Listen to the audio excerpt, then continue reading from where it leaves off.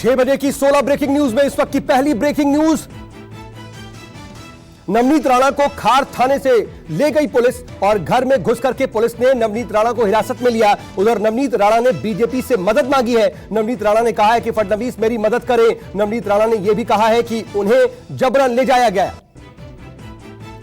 अगली बड़ी खबर, हंगामे के बीच नवनीत राणा का बड़ा बयान सामने आया है। नवनीत राणा ने कहा कि मेरा उद्देश्य पूरा हुआ, मातोश्री के बाहर हनुमान चालीसा नहीं करूंगी। बता दें कि नवनीत राणा के हनुमान चालीसा के पाठ के ऐलान के बाद बवाल बढ़ गया था। नवनीत राणा के घर के बाहर लगी पुलिस बैरिकेडिंग शिव सैनिकों ने तोड़ दी थी। और 6 बजे की अगली ब्रेकिंग न्यूज, अलवर में शिव मंदिर तोड़ने पर बवाल जारी है।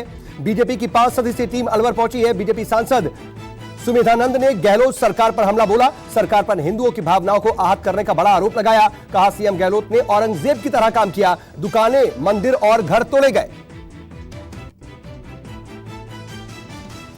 और 6 बजे की अगली ब्रेकिंग न्यूज, राजगढ़ में मंदिर तोड़ने का मामला थम नहीं रहा। एसडीएम और ईओ नगर पालिका के खिलाफ थाने में केस दर्ज कर दिया गया। बीजेपी नेता महंत प्रकाश दास ने दर्ज कराई शिकायत में 3 मंदिरों की मूर्तियों को तोड़ने का आरोप लगाया गया। साथ ही जूतों से शिवालयों में चढ़ करके धार्मिक भावनाओं को आहत करने का भी आरोप लगाया गया।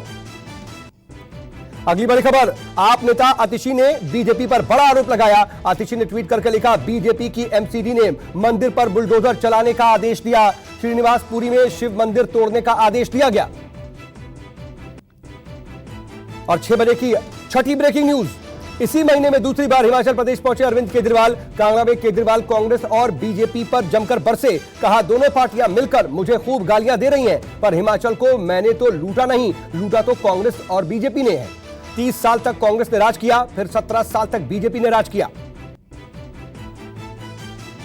और 6 बजे की अगली ब्रेकिंग न्यूज, गृहमंत्री अमित शाह वीर कुंवर सिंह विजयोत्सव समारोह के दौरान आरजेडी पर जोरदार हमला बोलते नजर आए। कहा बिहार के लोग जंगल राज को भूल नहीं सकते। शाह के नेतृत्व में बीजेपी कार्यकर्ताओं ने एक साथ 77,000 तिरंगा लहराया। शाह ने संबोधन की शुरुआत भारत माता की जय के उद्घोष के साथ की। और 6 बजे की अगली बड़ी खबर, रक्षा मंत्री राजनाथ सिंह जम्मू कश्मीर के एफ्सपा को लेकर के बड़ा बयान उन्होंने दिया है। कहा अरुणाचल और मणिपुर के बाद घाटी में एफ्सपा हटाना चाहती है सेना। राजनाथ सिंह ने कहा कि लेकिन वहां कुछ लोग चाहते हैं कि एफ्सपा न हटे। इस दौरान राजनाथ सिंह ने यह भी कहा भारतीय सेना की इंटरनल सिक्योरिटी में नॉर्मल भूमिका होती है। और 6 बजे की अगली बड़ी खबर, आरजेडी के दावते इफ्तार में शामिल हुए नीतीश कुमार पर सियासी अटकलों पर नीतीश कुमार ने ब्रेक लगाया। कहा इस तरह के इफ्तार पार्टी में सभी लोगों को न्योता भेजा जाता है, इसका राजनीति से कोई संबंध नहीं है। हर बात पर राजनीतिक अटकलें लगाना गलत है। अगली ब्रेकिंग न्यूज, बिहार में राजनीति में एक बार फिर से उलटफेर की संभावना भी है। लालू के बेटे तेज प्रताप ने दावा किया है बिहार में खेला होगा है और खेला होना तकरीबन तय बता रहे हैं। तेज प्रताप ने कहा नीतीश कुमार से सीक्रेट बातचीत हुई है। हमने पहले नो एंट्री का बोर्ड लगा रखा था, लेकिन अब हमने नीतीश को एंट्री दे दी है। अब वो आए हैं तो सरकार भी बनेगी। और 6 बजे की 11वीं ब्रेकिंग न्यूज, राहुल गांधी ने महंगाई के मुद्दे पर केंद्र की मोदी सरकार को घेरा है। राहुल गांधी ने मुद्रास्फीति दर और घटते फिक्स्ड डिपॉजिट पर निशाना साधा। राहुल गांधी ने ट्वीट करके कहा पीएम मोदी के मास्टर स्ट्रोक ने आपकी मेहनत की कमाई को ध्वस्त कर दिया है। और अगली बड़ी खबर, पीएम मोदी के जम्मू कश्मीर दौरे से पहले हाई अलर्ट। कल है पीएम नरेंद्र मोदी का दौरा। पीएम के दौरे से पहले खुफिया एजेंसियों का अलर्ट। एलओसी और रिहायशी इलाकों में सुरक्षा कड़ी कर दी गई। अनुच्छेद 370 खत्म किए जाने के बाद पीएम मोदी का यह पहला दौरा है। पीएम मोदी सांबा जिले के पंचायती राज दिवस के कार्यक्रम में शामिल होंगे।